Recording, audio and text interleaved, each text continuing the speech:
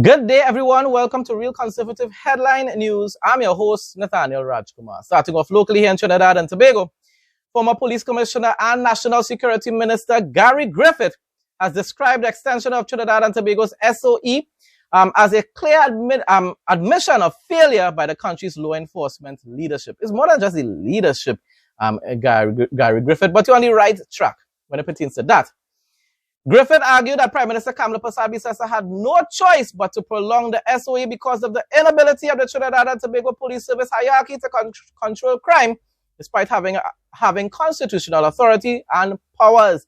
And therein lies where that is where I do not actually agree with Gary Griffith. She has a choice, because you cannot continue to govern a nation and try to reduce crime via an SOE, Gary Griffith. Stop trying to make any excuses for Prime Minister Kamla Persad. You need to stop doing that. He contrasted the current situation with the period between 2013 and 2015, when the then administration implemented a series of initiatives that he said reduced serious crime without resorting to emergency powers. My response: by continuing to impose an SOE in order to supposedly reduce crime, the government is in fact admitting that the TTPS is a failed law enforcement agency. And it's not just about the hierarchy, Gary Griffith. It's the entire, or most police officers are very incompetent, and they believe they're just there to be able to earn an income and to bully the citizens of Trinidad and Tobago. The vast majority are law-abiding, don't get me wrong, but they violate a lot of the normal regulations and a lot of the normal basic traffic laws and so forth that cost us thousands of dollars. They go and they park illegally in order to be able to go and buy roti, use the ATM, or go in a bar, go in a drugstore. Yes, the pharmacy. They do that, and they get away with it, and they bounce each other when they see each other, but they charge us $2,000 a ticket for violating that same law. And everybody says, and all the UNC supporters say, obey the law. Yet they don't tell the police officers to obey that law. Bunch of police lovers. But that's just one example of the lawlessness. And then we have a certain amount in the TTPS. I don't know how much. I don't know the percentage, but I don't believe it's the majority though. It has a certain amount that are actual criminals. People that are controlling gangs or members of gangs. Individuals that are committing extortion and drug trafficking, human trafficking, extrajudicial killings, literal criminals within the TTPS, and expect it to function properly. You need to reform the TTPS. You need to root out all the corrupt cops from the TTPS, and you need to change the way the training system within the training program within the TTPS. So that when officers leave or exit the training, they don't believe that they are gods unto themselves and above the law. I went on to say Trinidad, TNT's police officers are incapable of performing their duties in an effective manner without suspending citizens' rights to privacy in their homes or to be released from custody if there's insufficient evidence to charge them. All they continue to do, people, is to hold back. They're just preventing the crime from taking place, but they're not solving it. And therefore, whenever Queen Kamala decides to stop using an SOE, or maybe it's when it reaches 2030, who knows? All what they're holding back right now will just end up blowing up in people's faces, because they're not actually solving any crime. Their detection rate remains low, and it shows they're incompetent. And not just about the hierarchy. Is the average police officer is incapable of conducting a proper investigation in order to be able to solve crime in Trinidad and Tobago. And therein lies one of the greatest problems. I went on to say Queen Kamala cannot continue to infringe upon we the people's rights, including the right to protest near government offices. That is what you need to focus on, Gary Griffith, at this point in time. This is no longer about just fighting crime. This woman does not even want the trade union members and trade union leaders to have any kind of protest anywhere near her government offices, because she knows that is the same area, that is where you will have an effective protest. It's strategic places.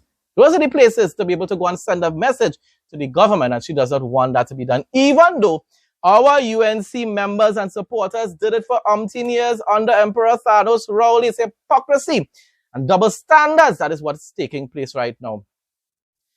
It will take a very long time to reform the incompetent and corrupt TTPS, and to make matters worse, we have a government in power whose members have no intention to address that issue. And the PNM has no intention to do it either. So don't even tell me, oh, don't worry, we will bring back penny. Penny has no intention of reforming the TTPS either. We need a new party with a new leader that acknowledges this issue within the TTPS. Like what took place, I think, back in the 80s, I believe, or the early 90s in New York, when I think it was Rudy Giuliani or one of those mayors, and a new commissioner of police decided to root out all the bad cops from the system and clean up the system. And that is when it began, the police service began to be able to perform in a much better way, in a more effective way. I want to say that PNM has hijacked the UNC in order to destroy it. And that's the reality. And SOE is only supposed to be used if there's an insurrection or due to a natural disaster. Now people will say, but how it is, how you can claim that the PNM hijacked the UNC? Look at Queen Kamala's inner circle. One member was an actual former member of the PNM, John Jeremy. And now we also have Roger Alexander. Now Roger Alexander might say, but I never say I was a PNM. Okay. You were never a PNM, okay? You probably never were a PNM member. But you never supported the UNC. Well, you have never seen a video where Roger Alexander ever said he supported the UNC in the past. And yet, just because he decided, yes, I'm going to support them last year, Kamala gave him one of the most powerful positions in the whole cabinet, in the government, in Trinidad and Tobago. That is what she did. While faithful members of the UNC were just given the scraps. That is what she did. So her inner circle people is PNM, or people that never supported the UNC, and I call them PNM as well. And look back for yourselves. Look back for yourselves, or you might find it on YouTube or whatever, right? When Roger Alexander had his show on TV6, right? He opposed all the protests with the pushback movements and stuff. I attended about 2 pushback movement protests and the PSA protests. And he had issues with those protests. Go back and you will see, right? And what happened now? This government suddenly has a problem with protests. So you're seeing that he has a bad influence on the entire party and on Prime Minister Kamala Persad, because she never used to be condemning us when we were protesting back then. As a matter of fact, she called for a peaceful revolution back then. So what has changed with Kamala? But it's not just about, don't get me wrong, this is not just about Roger or anybody having a bad influence on Kamala. Kamala herself has changed. And this is why I continue to say, I really do believe it is time to have term limits. Number one, Kamala used to say it will have term limits. And number two, we must ensure that in the future, there's an age limit for becoming the Prime Minister of Trinidad and Tobago, 60 years maximum. So that when you finish your term in office, you're 65 and that's it. Because it seems as though we are seeing it over and over again. It happened to Pandey, it happened to Rowley, and now it's happening to Kamala.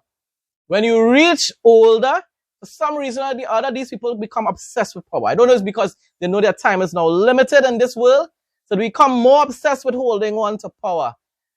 It's far too many times it's taking place all around the world as well. Have age limits for becoming a president or prime minister.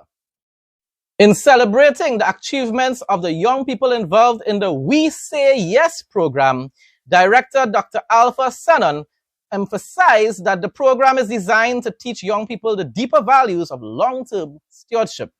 Beyond basic agriculture, the director challenged the young minds to shift their perspectives and see themselves as immediate change makers, positive activities for the youth. So this is what I've been trying to encourage for a long time now. That message of transforming obstacles into solutions was backed by the founder of Eco Wash, Jeffrey.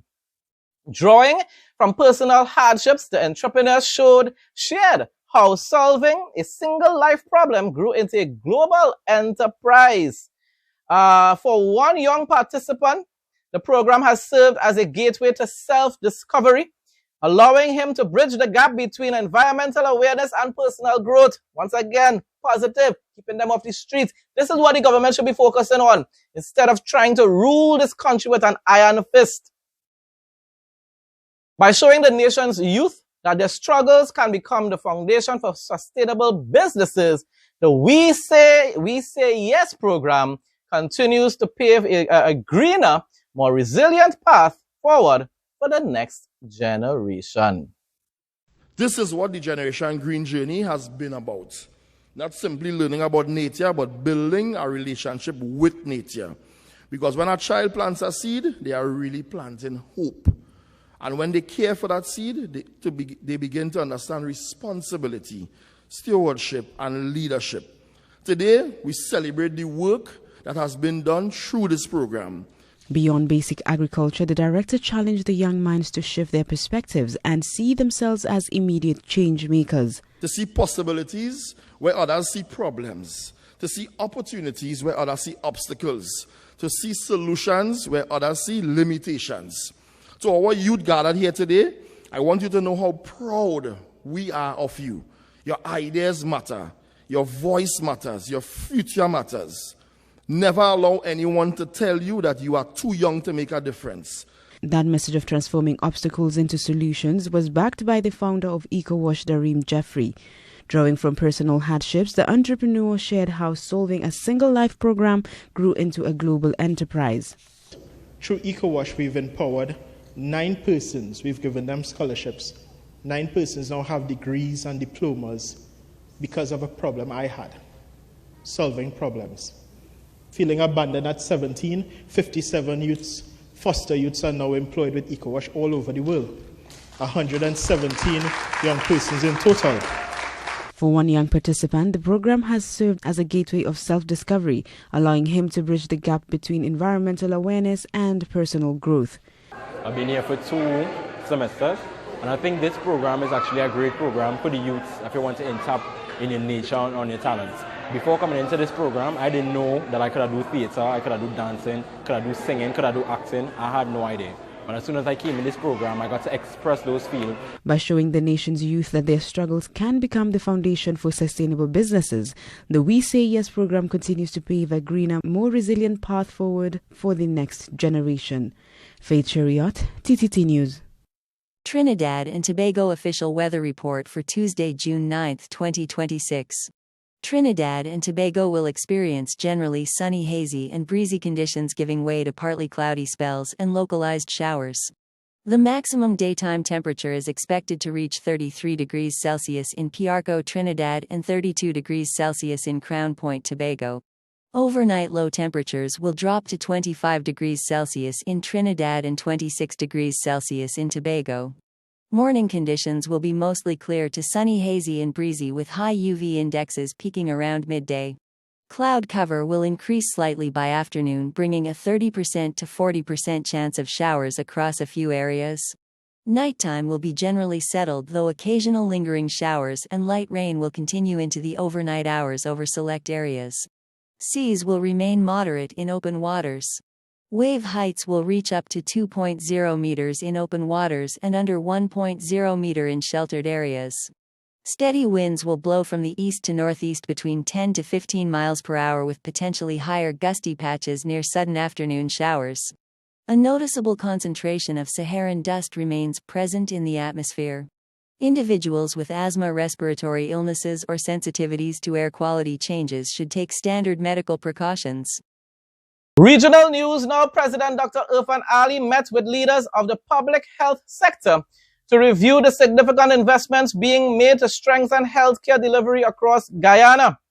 During the engagement, he emphasized the need for hospitals and health centers to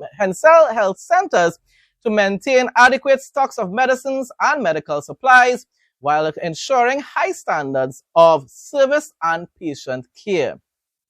President Ali also made it clear that accountability remains non-negotiable. Exactly. And that those who fail to effectively carry out their responsibilities will be held accountable. In other words, you're fired.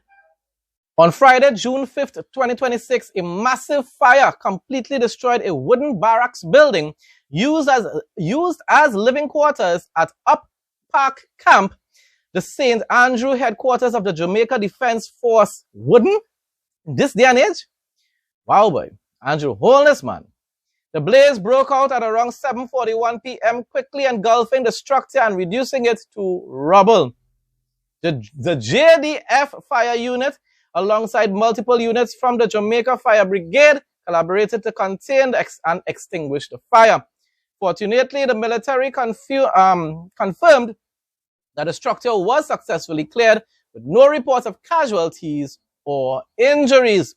Following the incident, military sources revealed that barracks had long been flagged by soldiers as a serious fire hazard due to its dilapidated state and substandard conditions. Exactly in this day and age, boy.